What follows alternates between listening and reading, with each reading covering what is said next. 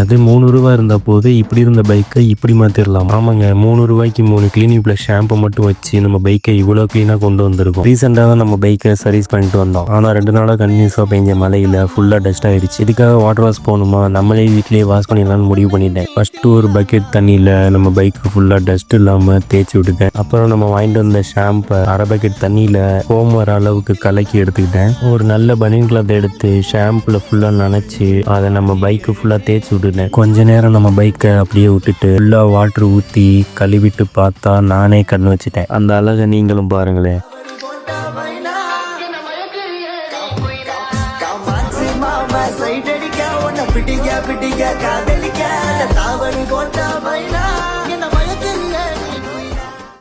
என்னதான் water wash போய் பைக்கை கழுவுனாலும் நம்ம கையால் நம்ம பைக்கை வாஷ் பண்ணுறது ரொம்பவே ஒரு சாட்டிஸ்ஃபையான மொமெண்ட்டாக இருந்துச்சு. நீங்களும் உங்கள் பைக்கை வீட்டில் வாஷ் பண்ணியிருக்கீங்களா? உங்களுக்கு பிடிச்ச பைக் எதுன்னு கமெண்ட்டில் சொல்லுங்கள். மறக்காமல் நம்ம சேனலை லைக் பண்ணுங்கள், ஷேர் பண்ணுங்கள், சப்ஸ்கிரைப் பண்ணுங்கள். தேங்க்யூ, பாய்.